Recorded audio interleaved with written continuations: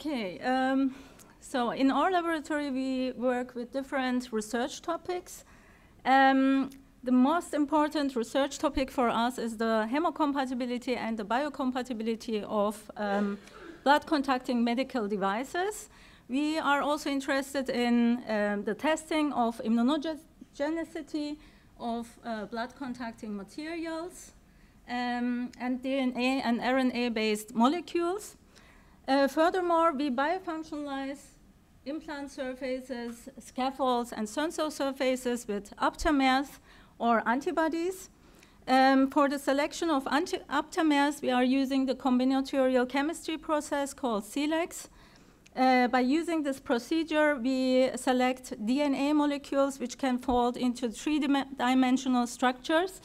And these molecules are able to target specific structures on the surfaces of the cells or also in the solution. We work also with different stem cell types like endothelial progenitor cells, mesenchymal stem cells. We also generate induced pluripotent stem cells from patient-derived material. And we are interested in the induction of endothelialization and vascularization of biomaterial surfaces, but also tissues. We work also with the synthetic messenger RNA, so we don't use the synthetic messenger RNA for vaccination. We use the mRNA for the production of desired proteins, for tissue regeneration, protein replacement therapies, or the generation of induced pluripotent stem cells, and differentiation of these cells into desired cell types. We use the synthetic messenger RNA also for the treatment of hereditary diseases. We operate an accredited GLP laboratory, good laboratory practice lab for the testing of blood contacting materials. We perform tests according to ISO 10994. With fresh human whole blood, we test different medical devices using the GLP lab. Sorry. As we age, our vasculature changes, undergoes age-related changes, and we develop some changes also in the blood vessels, like atherosclerosis. That means we have a collection of deposits in the arterial wall, and that leads to a decreased elasticity, increased stiffness of the blood vessels, and a decrease in the blood flow over time. And it can then result in the development of cardiovascular diseases, and it can cause an occlusion of an artery, for example, like coronary artery. Here on this picture, I'm so sorry, on this picture you can see the coronary angiography showing partial occlusions that is shown here of coronary arteries in the heart. Cardiovascular diseases are the leading cause of death worldwide, and we need highly specialized medical devices to perform interventional therapies for cardiovascular diseases. For the interventional therapies, we need different medical devices, which comes with the blood of the patient's blood for different durations of time in contact, from minutes, a few minutes, to an entire lifetime.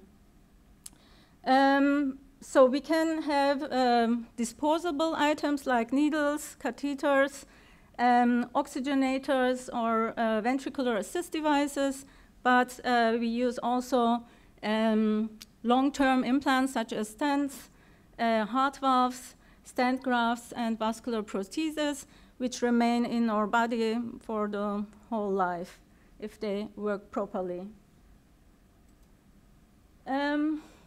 To perform cardiovascular surgeries, we need to use a heart-lung machine.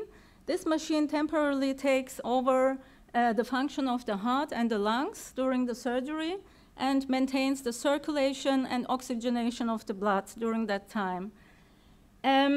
Here you can see the heart-lung machine. We have different parts. The heart-lung machine controls the pumps, which enables the circulation of the blood. We have a blood reservoir here, which collects the blood. It bypasses then the heart of the patient. We have here, we have here an oxygenator, which is also called artificial lung, and we have a centrifugal pump, which allows the control of the blood flow during the surgeries. Ah, that is okay. That is good. So that means we have a large artificial surface which contacts the blood, and it can generate thrombus formation.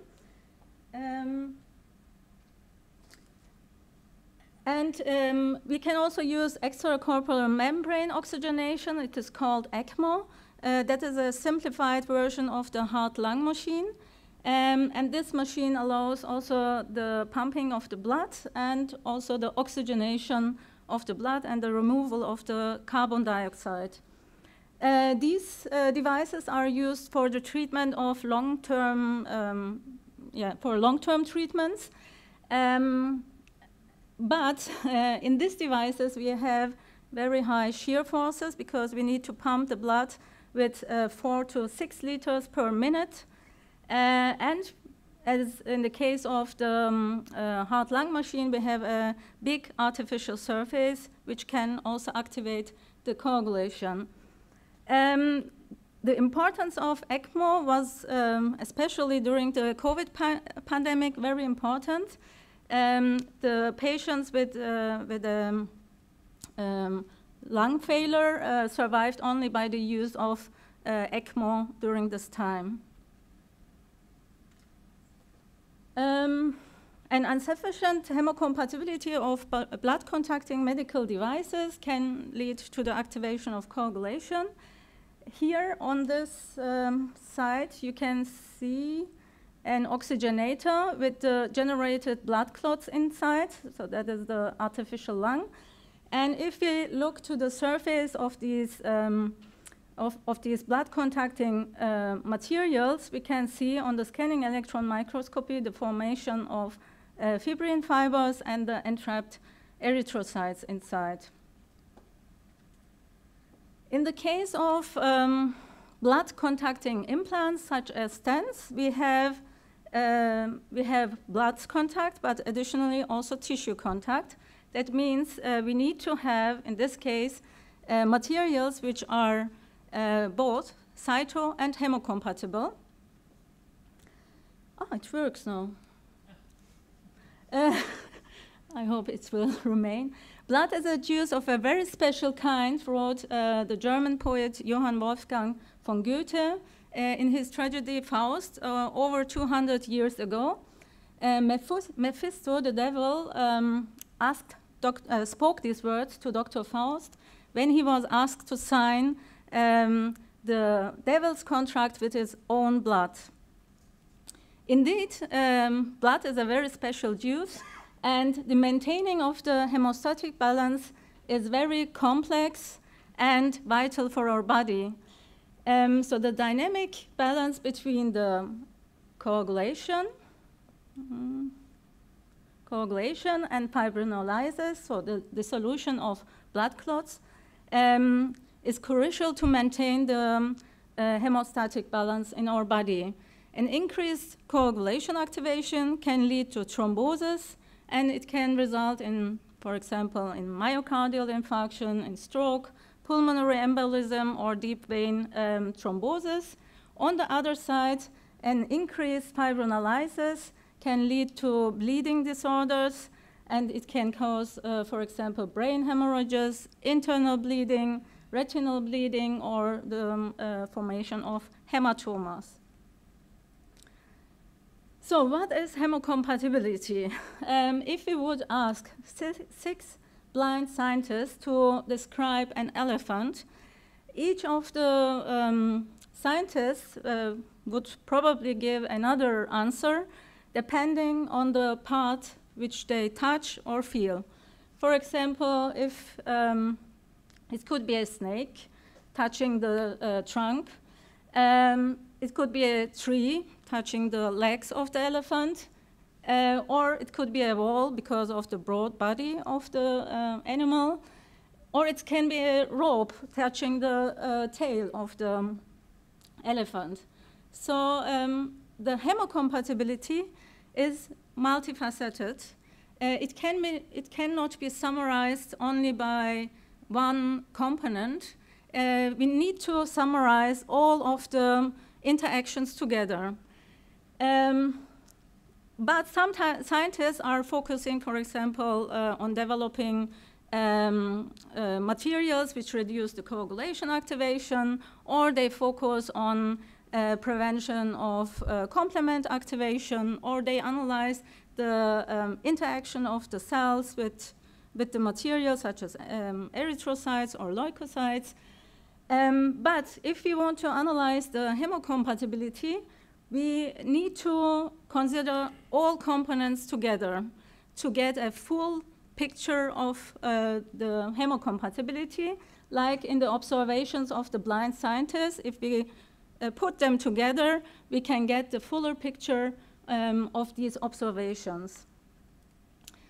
Approximately 15 to 20 years ago, the biomaterials community faced challenges in accurately defining the term blood compatible for a biomaterial, so they didn't know exactly what is biocompatible. Buddy Ratner therefore developed several hypotheses to explain the difficulties in understanding and in evaluating of the hemocompatibility.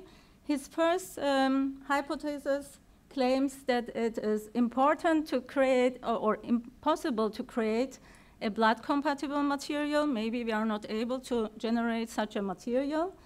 Or in his second hypothesis, he said, maybe we do not understand the biology behind the blood compatibility. And the third hypothesis was that we maybe do not understand how to test and how to evaluate the blood compatibility.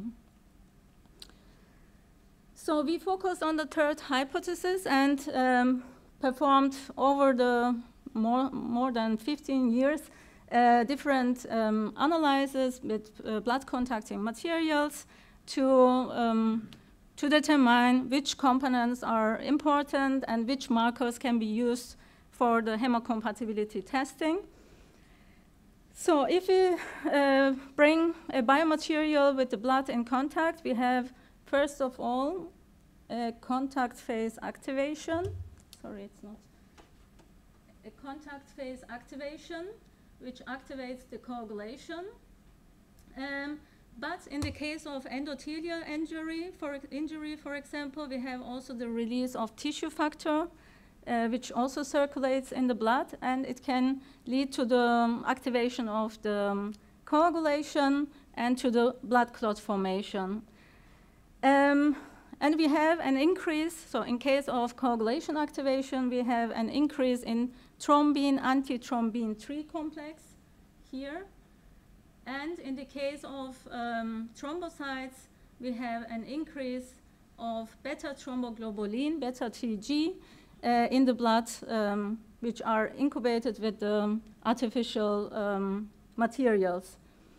But additionally, to the coagulation activation and the activation of thrombocytes, we can have also complement activation, which leads to the generation of complement complexes, such as the terminal complement complex SC5B9 and the anaphylatoxins C3A and C5A.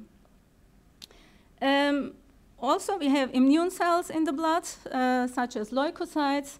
Leukocytes can also recognize artificial surfaces or materials, and they can be also activated. If the leukocytes are activated, they release PMN elastase into the blood, and thereby the concentration of PMN elastase is also increased, which shows us the activation of the immune system. Additionally, the thrombocytes can also adhere, and they can be activated by the artificial surface, and that can lead to the thrombus formation on the blood contacting surface. So depending on or based on our expertise regarding blood contacting medical devices, we were also incorporated, or we worked also in the development of ISO 10994 standard. And now this standard defines the standardized, reliable, and reproducible test methods for the evaluation of different medical devices. So if we want to use newly developed materials or medical devices, we need to perform these analyses in vitro first, according to ISO 10994, and it allows then the further transfer into the clinical studies. Here you can see our selection of different test categories which we use to evaluate the hemocompatibility of blood contacting devices.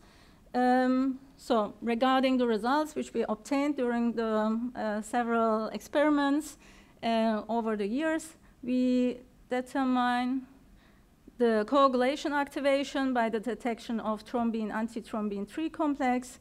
Platelet activation is determined by beta thromboglobulin detection. Complement system is analyzed by SC5B9, C3A, and C5A detection. And inflammation is analyzed by PMN elastase release from the leukocytes.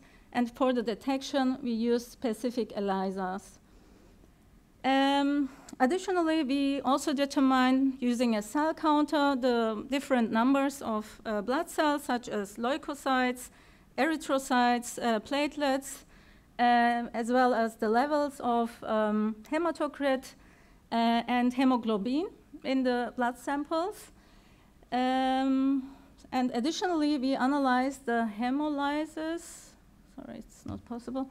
Hemolysis, we detect the free hemoglobin in the blood samples to analyze the destruction of the erythrocytes during the incubation with the test material.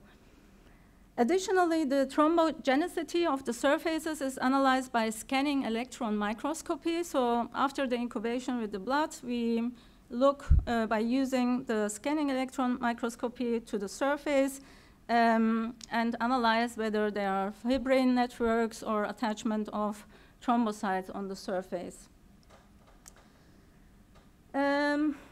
So some scientists try to evaluate the hemocompatibility by using a scoring system. They try to give some scores to the different categories.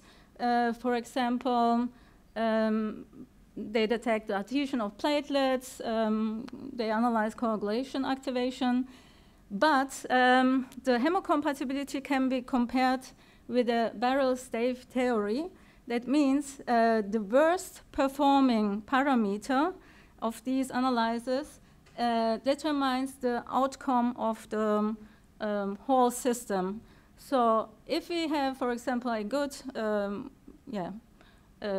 so no activation of the platelets, coagulation activation, complement system, everything works out, but we have a strong inflammatory response, then this material is also limited. It can be not used because of this parameter. So therefore, we don't recommend the use of scoring system. It is always better to analyze all components together and to get an overall performance of a blood contacting material. So if there is a strong hemolysis, this material cannot also be used in the patients. For the hemocompatibility testing, we need human whole blood directly from healthy donors. And the most important factor for the maintaining of the blood coagulability is freshness, and freshness. So it is really important to have fresh blood. And therefore, we collect the bloods from healthy donors immediately in our laboratory and use it for the blood tests, for the hemocompatibility tests. We have also exclusion criteria, so drug taking is not allowed, or the donors should not take drugs like anticoagulants, aspirin, or antiphlogistics. Pregnancy and oral contraceptives are also not allowed. Also, the collection of blood is important. It needs to be collected under sterile conditions. Stasis should be prevented, and if necessary, we should only use a very short and gentle stasis. Also, the filling of the blood into the monovets is important. We need to do it slowly and gentle to prevent the creation of vacuum in these containers. We use also pre-filled containers which contain the anticoagulant. And during the collection of the blood, the containers need to be inverted slowly to be able to mix the anticoagulant fully with the blood to allow to ensure proper mixing of the anticoagulant. If we use or need larger amounts of blood, then we need to get a blood bag from the transfusion medicine facility nearby.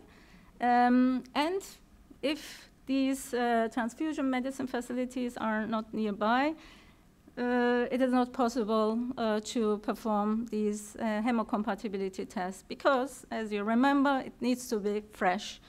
We have, after the collection of the blood, we have 4 hours time to start the experiments. But normally we perform it immediately as soon as possible. But if it is over 4 hours, we don't use this blood anymore.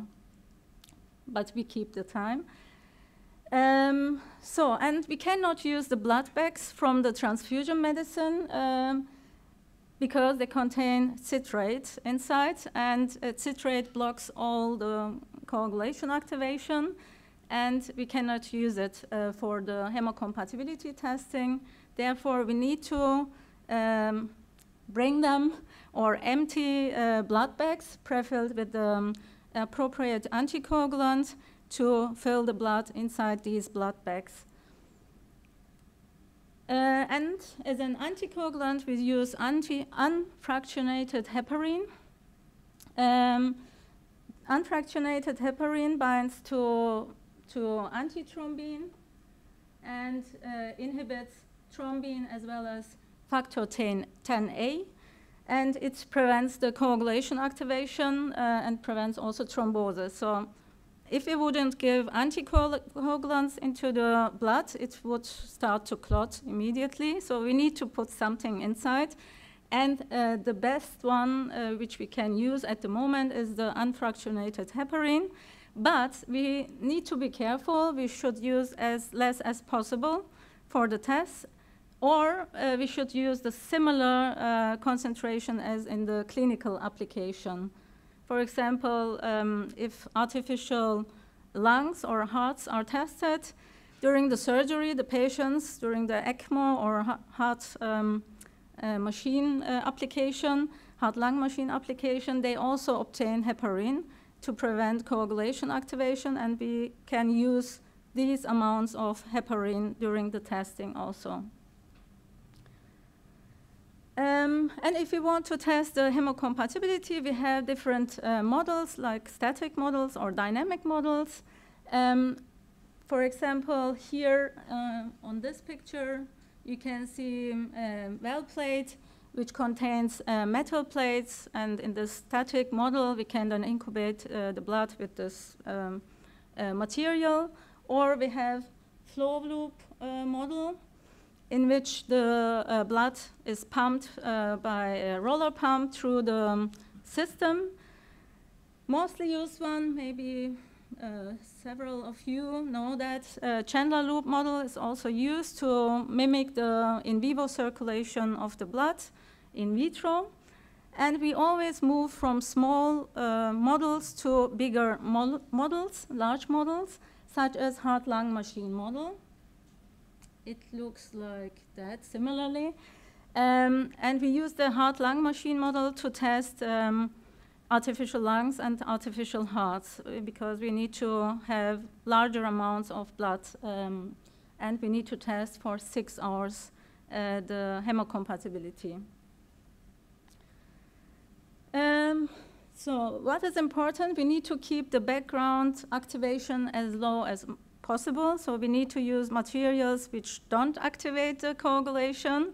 So the tubes need to be less activating, as much as possible. In case of small diameter tubes, like in the flow loop model, for testing of stents, we need also to have heparin-coated tubes. Because of the diameter of the tubes, it starts to coagulate, it generates thrombose formation otherwise. And we need to also, if we want to test a medical device, we need to test it in comparison to a predicate, which is already on the market and already used in the clinical practice with a comparable surface area. So one might ask, okay, we are performing the in vitro test, and is it comparable to the in vivo situation?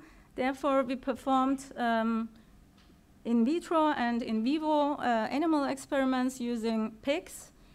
In these experiments, we used the same conditions.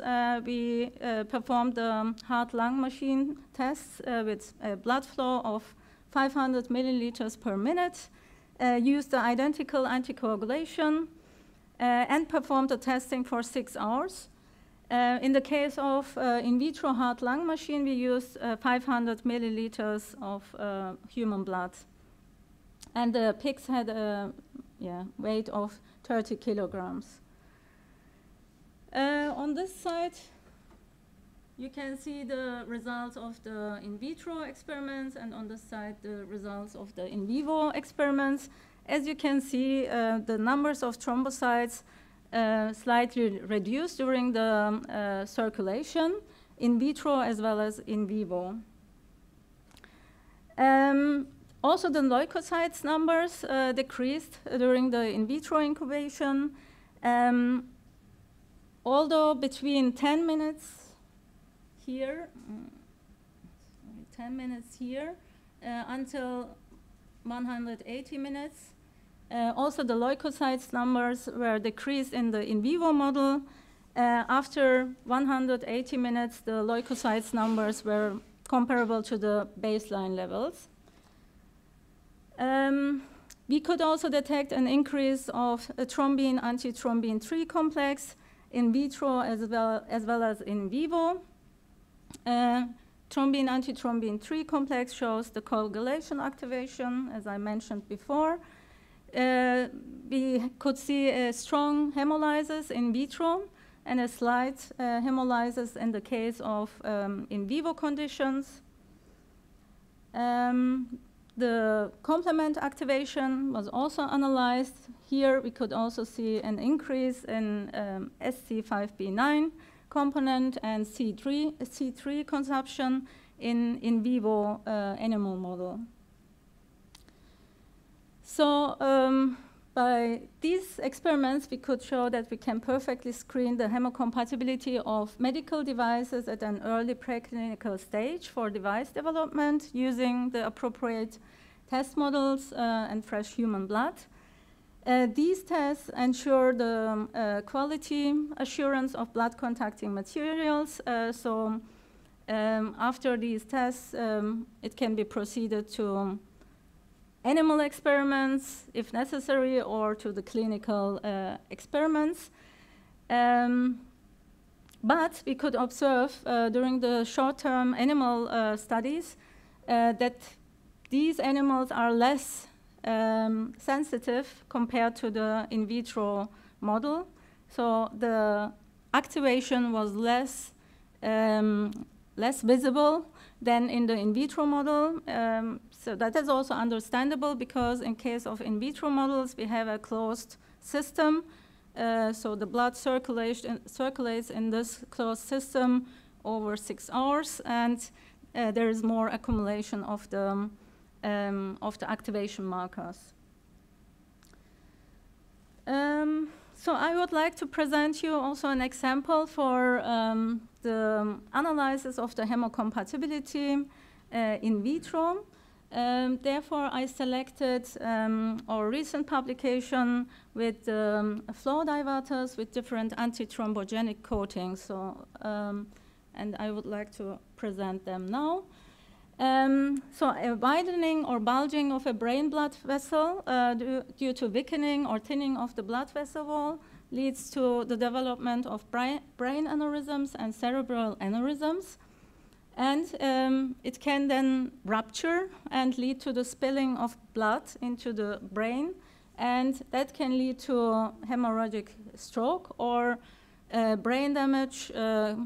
The patients can go to coma, or it can also cause death. So to treat these patients, we can use flow diverters. Flow diverters are stent-like materials, tubular materials.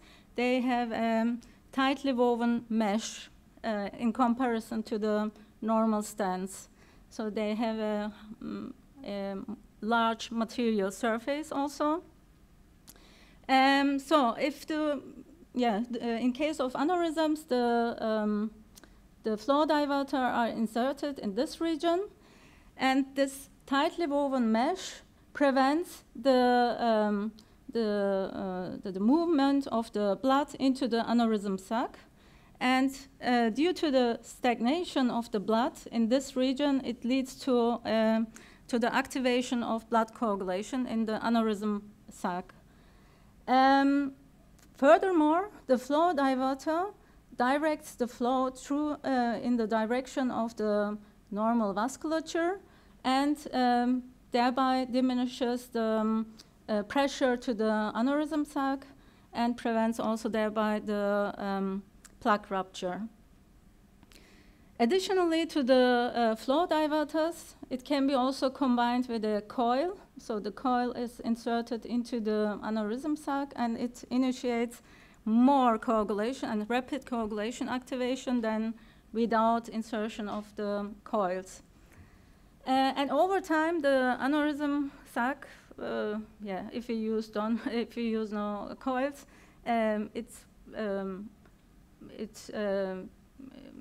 the size is decreasing, and the healing is initiated in this region. So there are different surface coating possibilities to improve the hemocompatibility.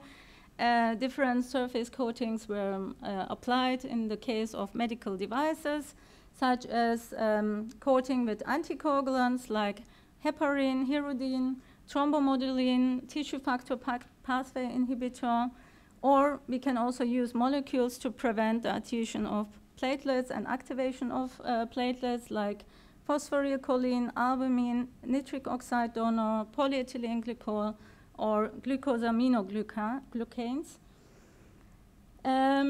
In this study, the Revo flow diverter from the company Acandis were used.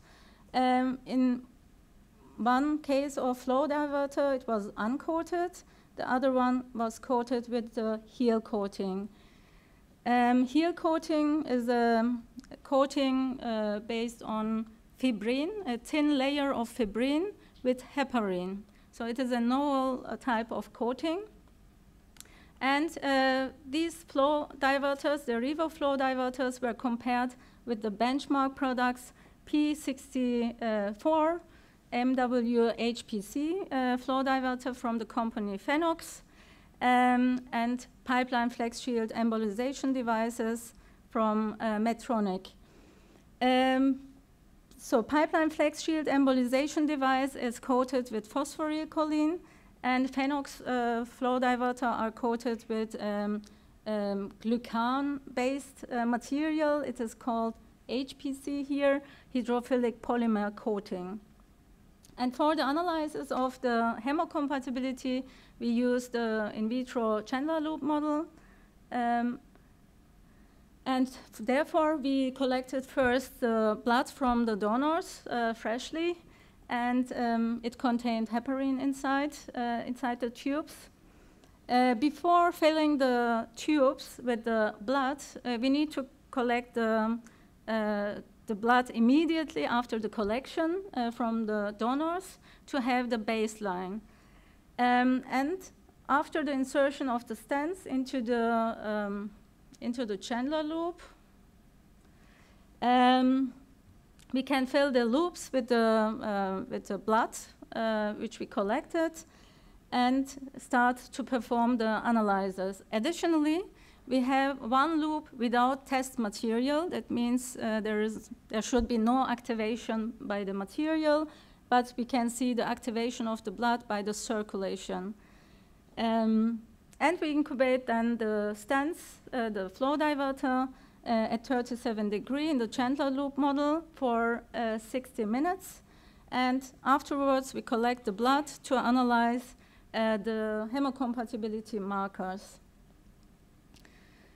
Yes, so different markers were analyzed, as I have shown you, which categories we select. And first, we look to the numbers of blood cells. And we could see that in the case of, so here you can see the baseline. So that is the blood collected from the donor without incubation with the test material. Here the white one is the control blood, which means the tube without test material. This one is the Revo flow diverter without coating, and that one is with coating, and the other ones are the benchmark products.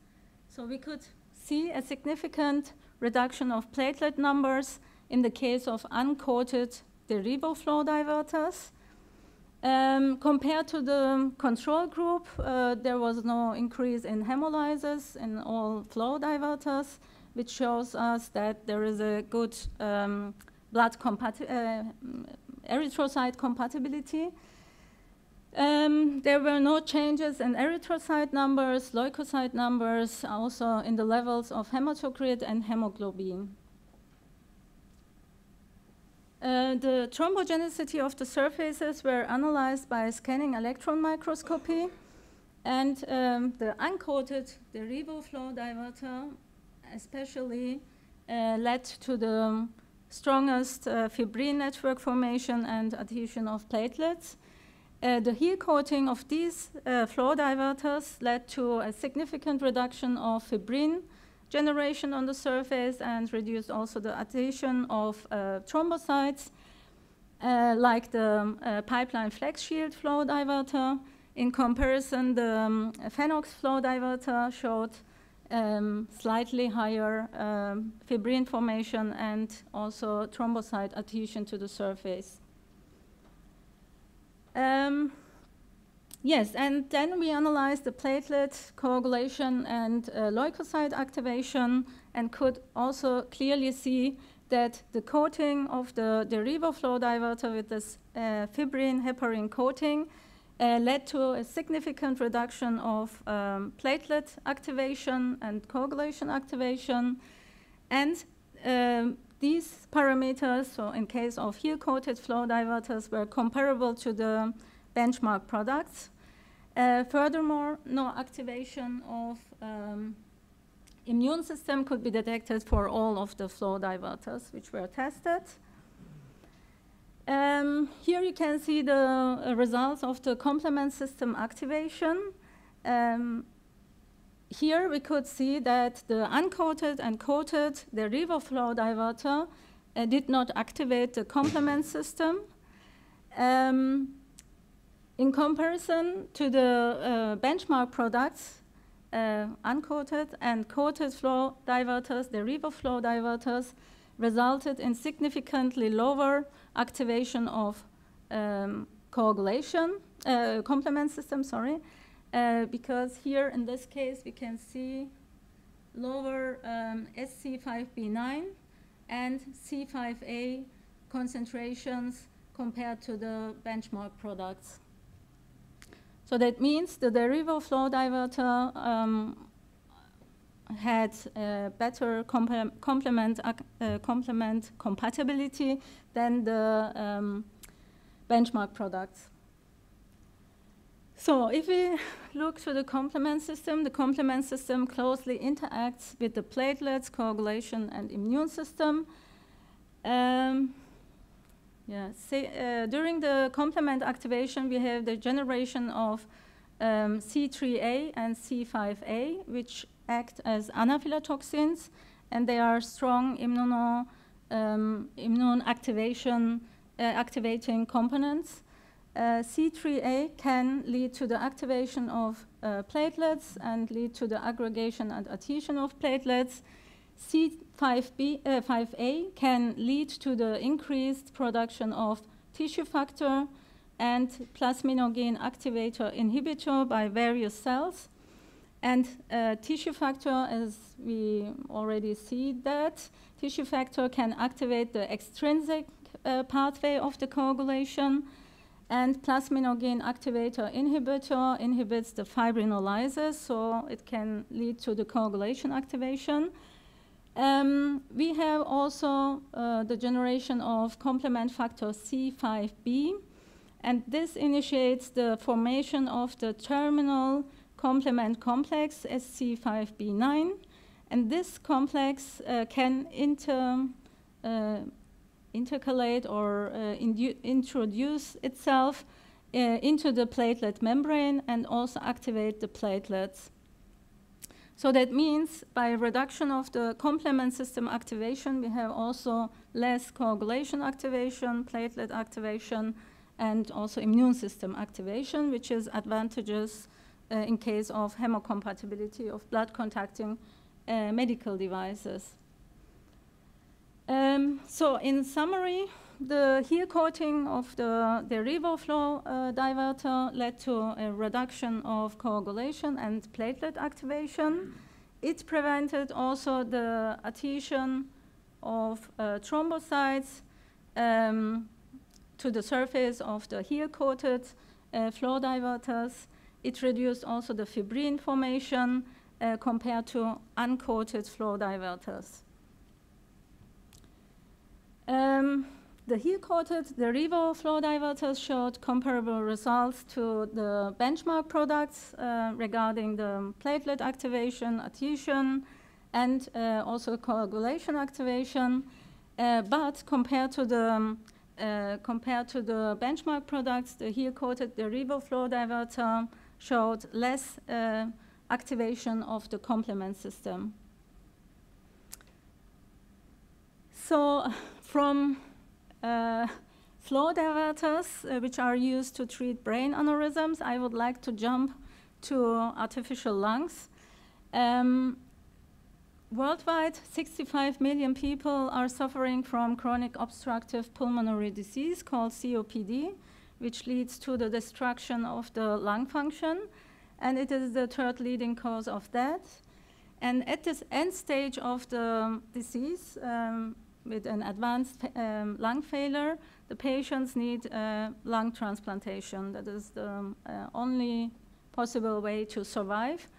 And the patients don't get the lungs immediately. They need to wait 12 to 18 months generally on this waiting list. And unfortunately, 30% of these patients die during this waiting period. And here, the artificial lungs enable the survival of the patients until the transplantation can be performed. Artificial lungs can oxygenate blood and remove carbon dioxide. And in these artificial lungs, we have we have hollow fiber membranes.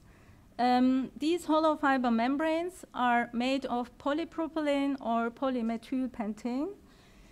And we have a huge blood contacting surface in these artificial lungs of approximately 2 square meters to enable sufficient oxygenation of the blood.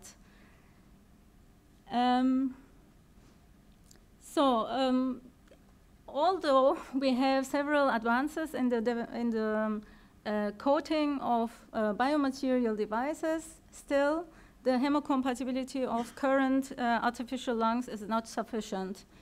And the current artificial lungs fail within days to a few weeks.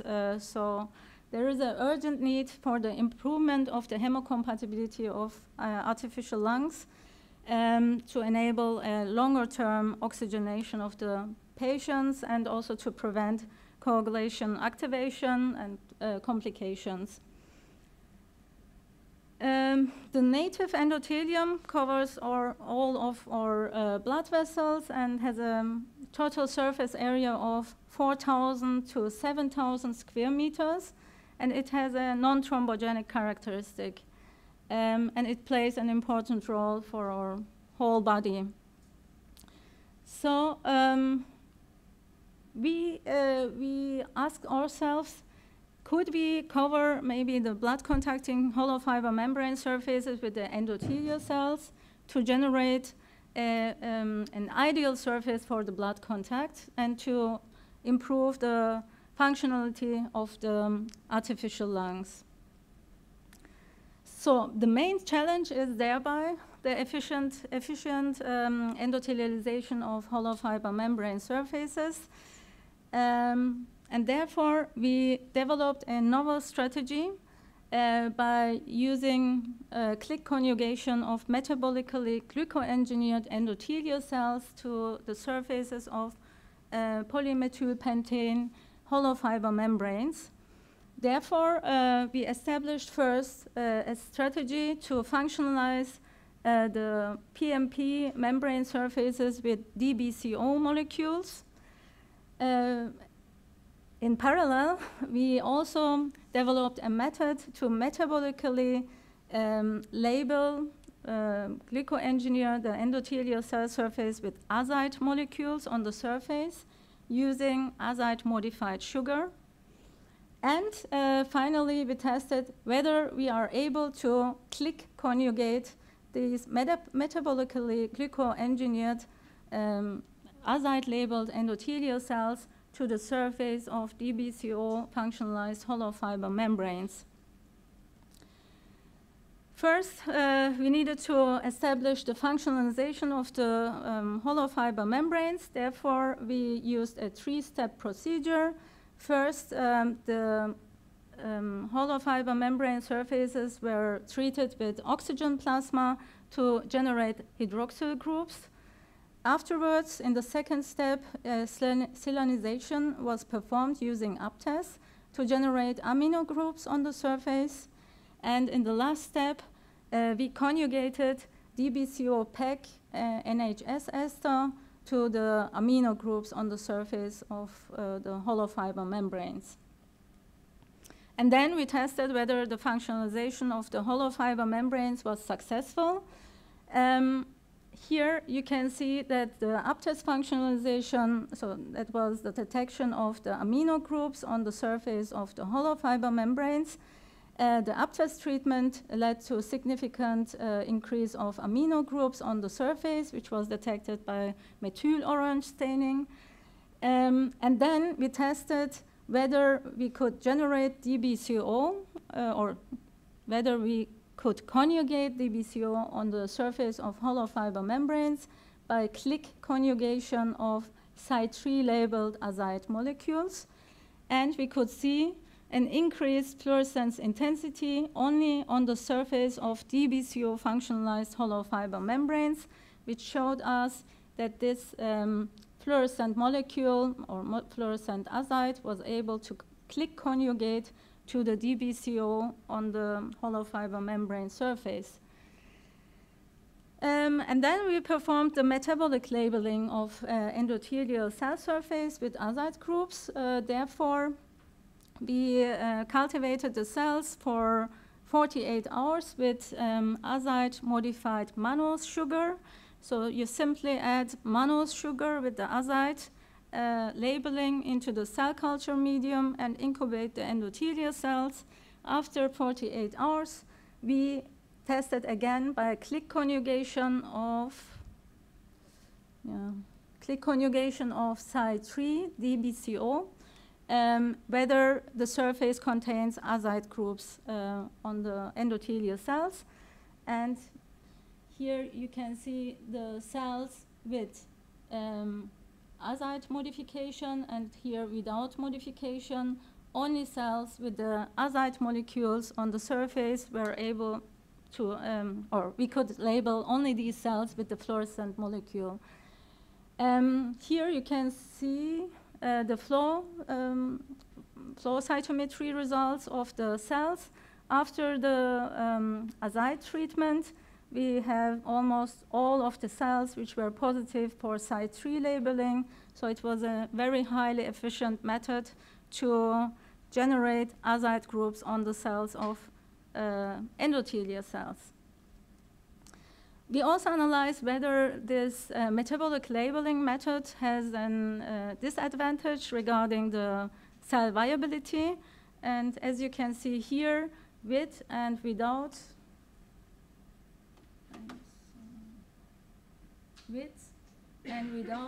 azide labeling, there was no decrease in cell viability. That was tested by using Presto Blue assay. And then we tested whether the metabolically labeled endothelial cells are able to bind to the, or click conjugate to the DBCO functionalized surface. And we could clearly see only the surfaces with the DBCO functionalization could capture the endothelial cells or could bind the endothelial cells by the click conjugation of azide groups on the surface of the cells to the surface. In comparison, untreated and Aptis-treated surfaces showed very less amounts of unspecific adhesion of endothelial cells.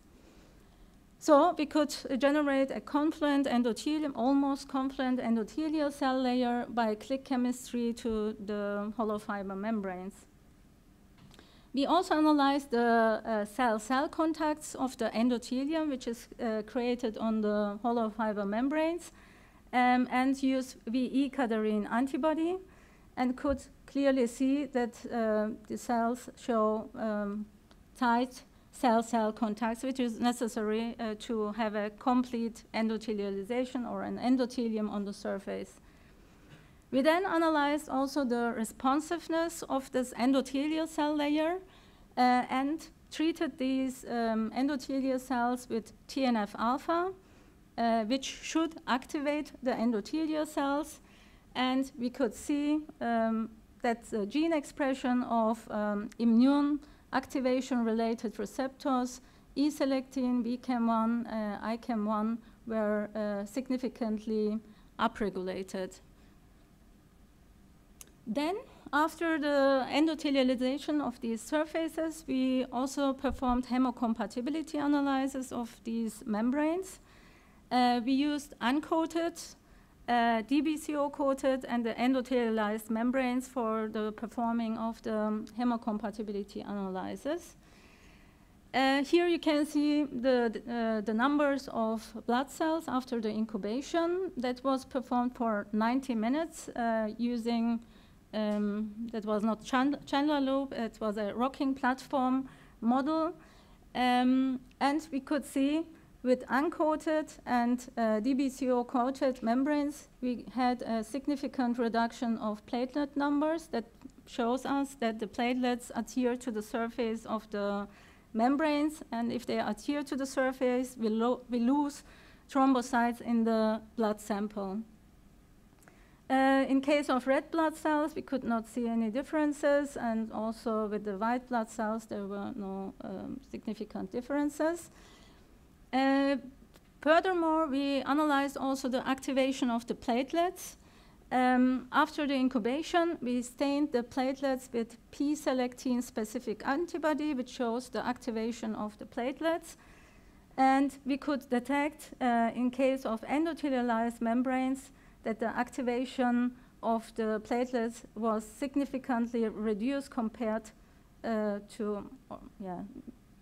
clearly reduced compared to the uncoated and DBCO-coated membranes. Then we also looked to the surface of these hollow fiber membranes.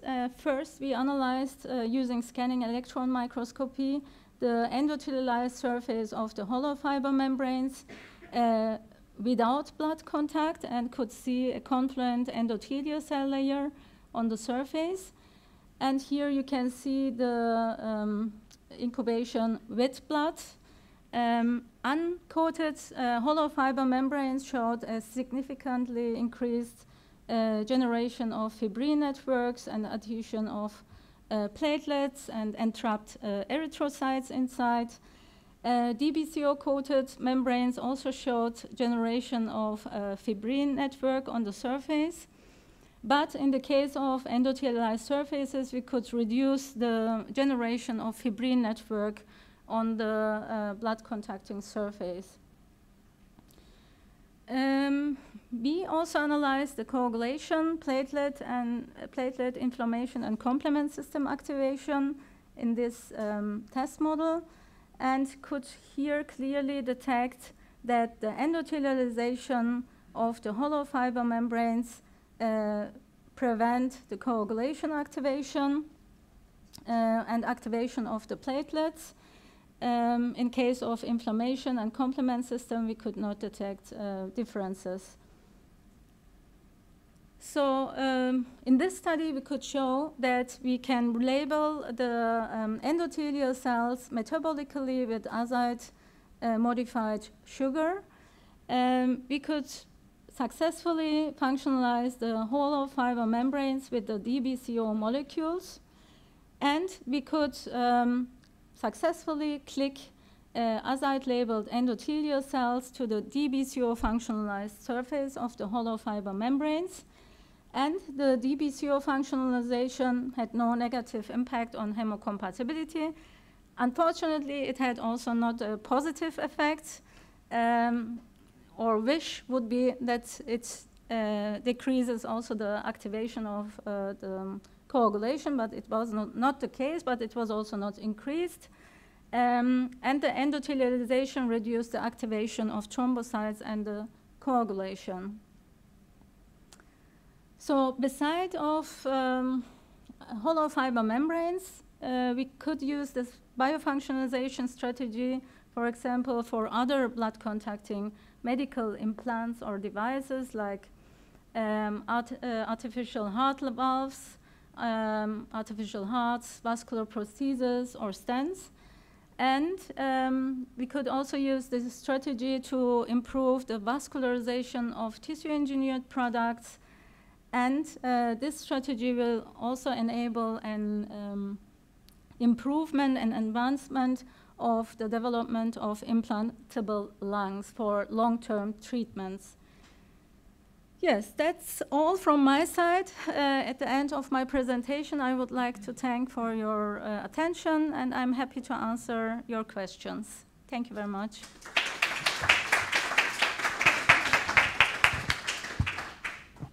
Thank you very much. So, questions? Many. Thanks. Thanks very much. It was very interesting, and thanks for sharing your research with us. I have some technical questions first.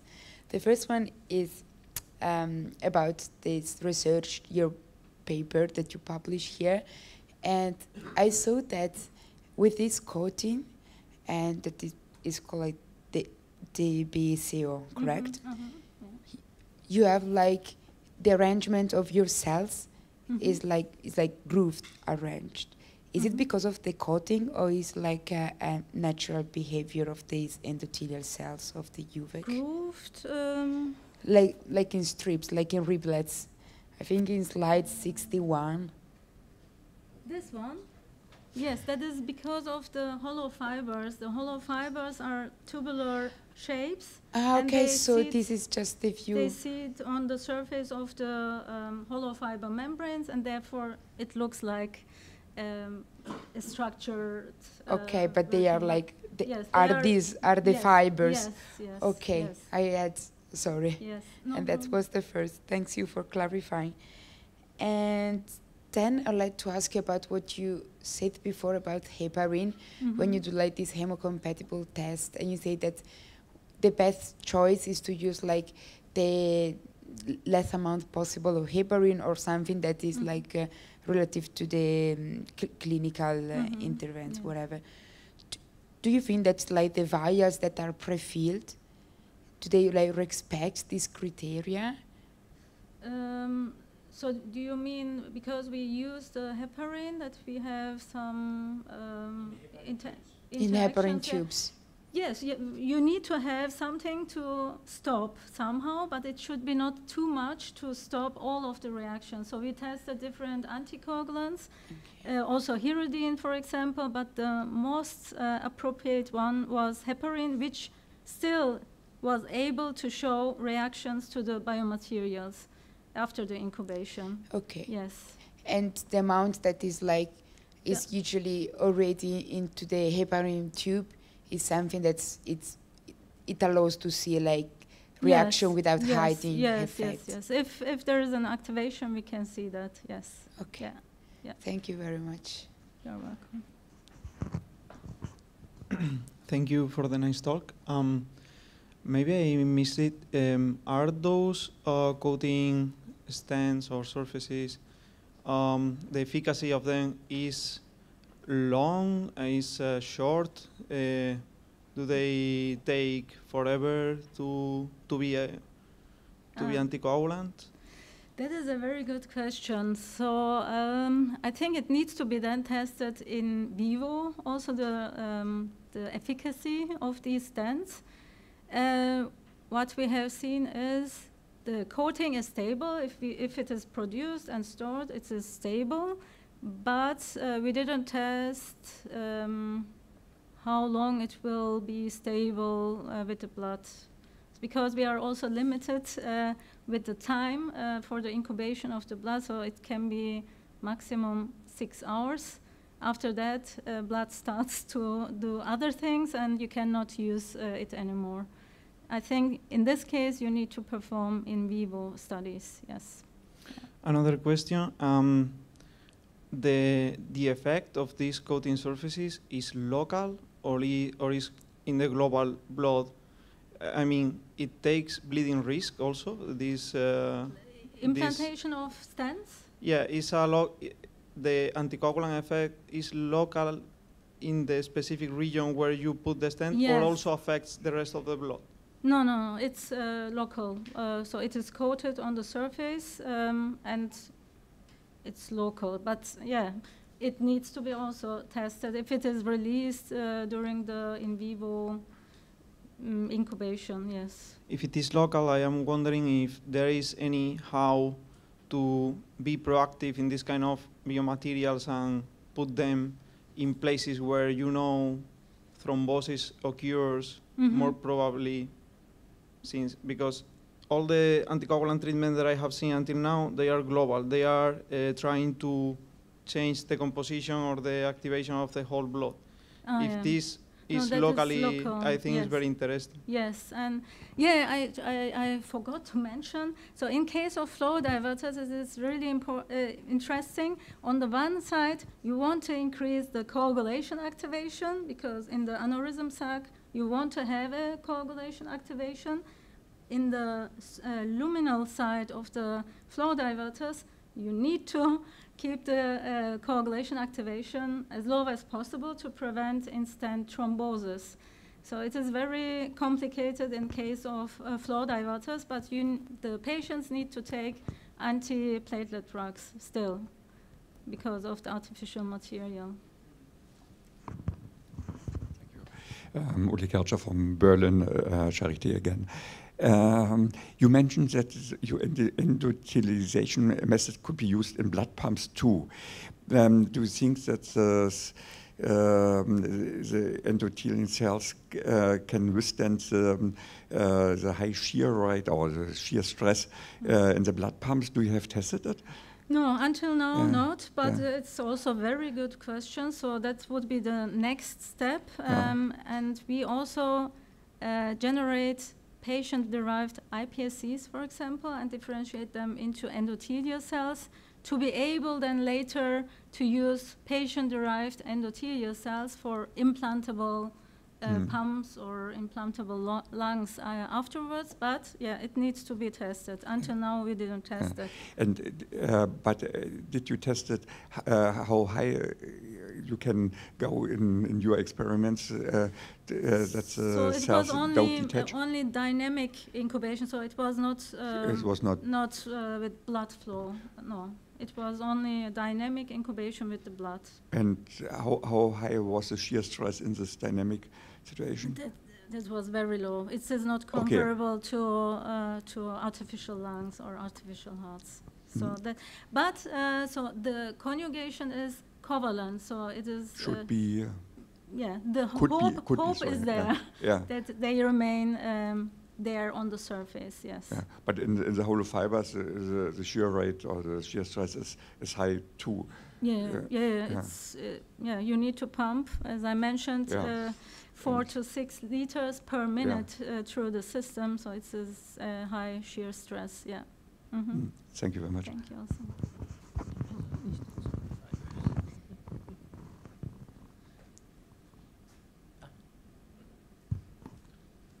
Hi, thank you for the overview of hemocompatibility. That was really wonderful.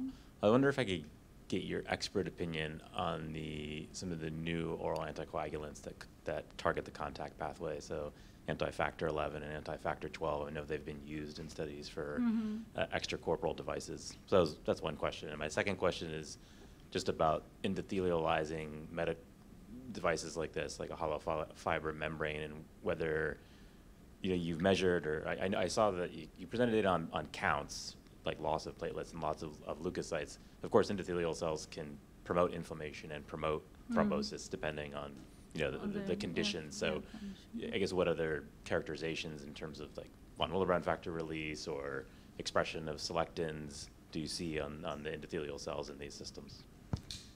So in case of, I didn't show the results regarding the E-selectin activation. We tested that, and interestingly, if the endothelial cells were in blood, the expression was reduced. So if they feel comfortable, if there is no activation due to inflammation, then it seems to be better.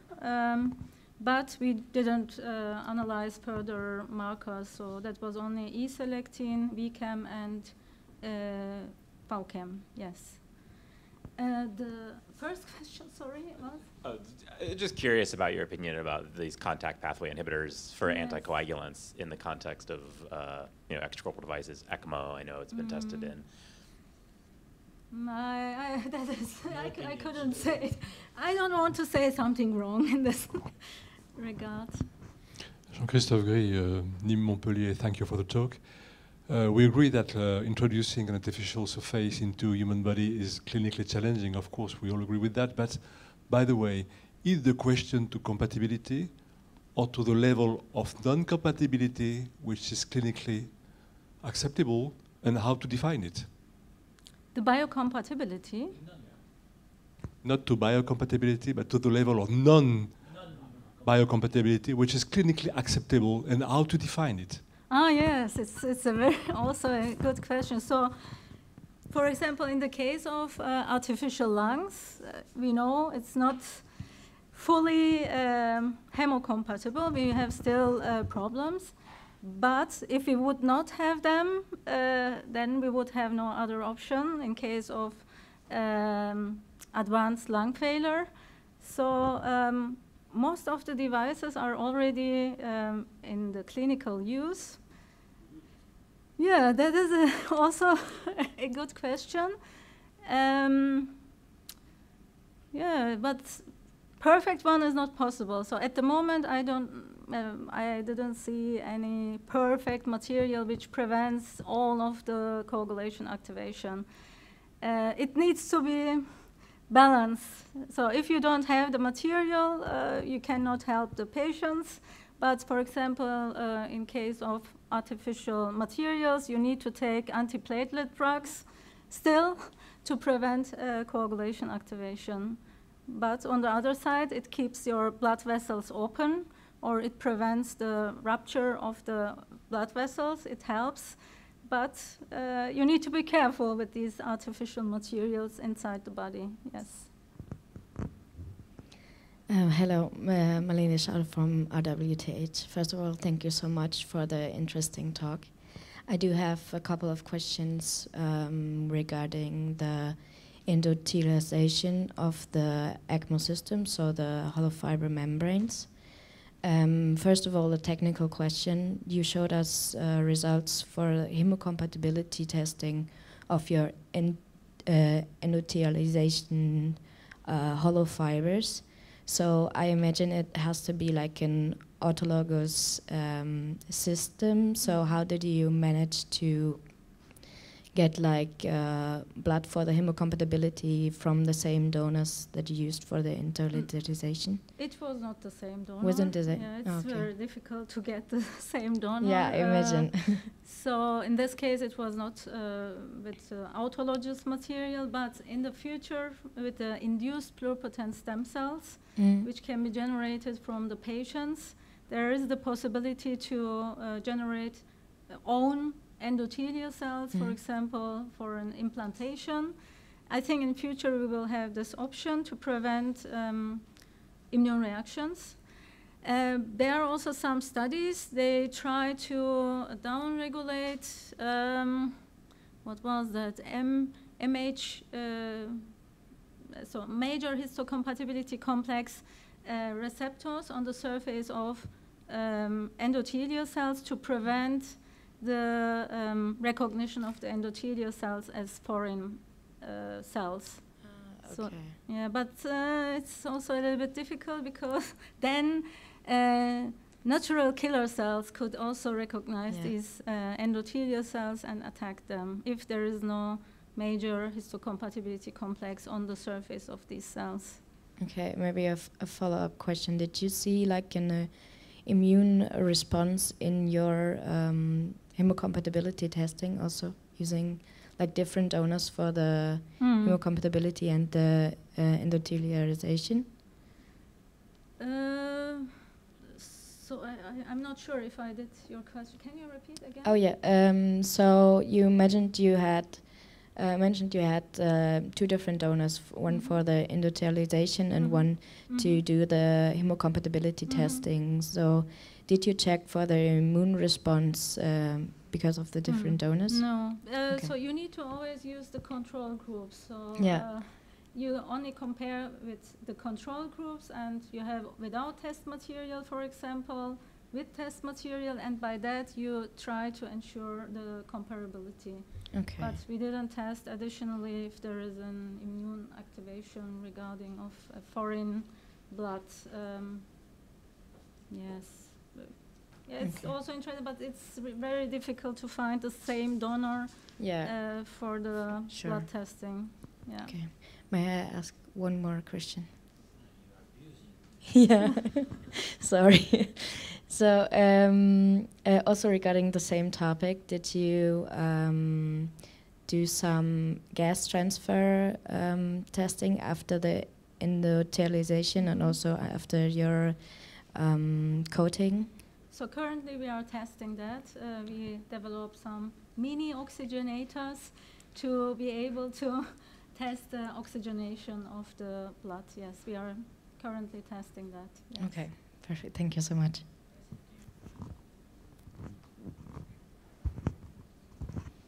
Hi, I'm Eleonora Pero from the University of Naples. Thank you for your outstanding and interesting lecture.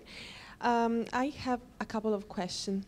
First, I would like to know if you also measure the effect of these coatings on the properties of membranes, chemical or physical properties such as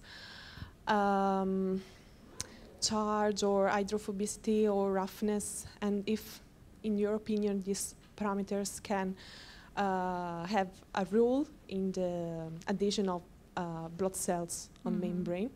Yes, the surface, the charge, everything can influence the hemocompatibility, and also the effect on erythrocytes, for example, or on thrombocyte adhesion, protein adhesion. So if you want to use a material for clinical application, then you should choose your latest material and test it with the human blood to be sure, okay, are there any differences, any activations. Also during the development, if you want to use this device for later clinical application, I highly recommend to do these hemocompatibility tests as early as possible to then conclude, okay, this surface treatment is the best one, I will go with this surface treatment. Or you see, okay, if I treat them with this material, I have a strong hemolysis. Okay. Then you should change your idea or your strategy during the development. So it should be not performed at the end of the development. Okay. And the other question is if, in your opinion, these coatings can affect the performance of the membrane. I mean, if this coating can clog the pores of the membrane, it can affect the performance? Yes, it depends on which type of coating you use, but in this case, most of the artificial lungs, or most of them which are used, are coated with albumin and heparin, and it works, so with the oxygenation. But yeah, if you use another component, then you should test, you should analyze the oxygenation of the blood and also thrombose generation, yes, yeah. Thank you. Yeah.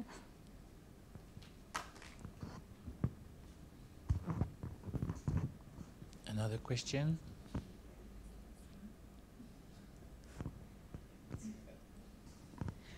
Sorry. So thank you, Gay. And just like to hear a comment from you about like this blood contact device. I mean, are often like associated with like this endothelialization in order to make them much more hemocompatible. But most of the time, if I don't say wrong, the aim is to get like endothelialization in vivo. So probably what you is also your aim. That's in the future there will be like progenitors of endothelial cells from blood to. Do you think I mean, the conditions are so different with respect what we can do in vitro, that everything is controlled, the medium, the whatever, with respect the in vivo? Yes, so it depends which material or medical device you have. For example, in case of artificial lungs, I think after several years of research also with endothelial progenitor cells, I would say it's not possible to endothelialize the surface, the whole surface of the artificial lung with a few endothelial progenitor cells which we have in our blood.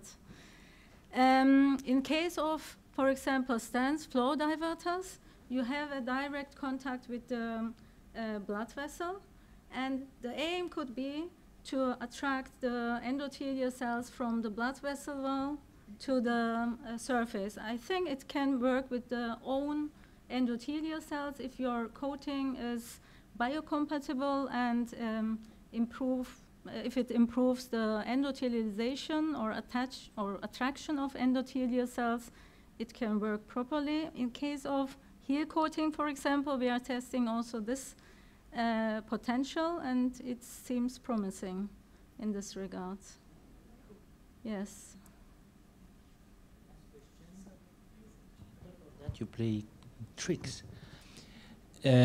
Last question, but maybe more general about this hemocompatibility, for example, for the diverter and others. You always say you test blood samples, but could we think about a personalized test or personalized hemocompatibility for each and any device you will use on someone to test his or her blood first? And is it possible? What are the limits of that? I'll let you comment. It is possible. So we need to collect then from the patients the blood and test it, but it will be costly. Then you need to apply the stents in the test tube, and I don't know if the health insurance will pay the money. So it's a problem of insurance. Yeah, it would be possible, but I'm not sure if they would pay it. Okay. Yes. Thanks. So let's continue discussion during lunch. We are back at 2 p.m. and let's thank again our speakers.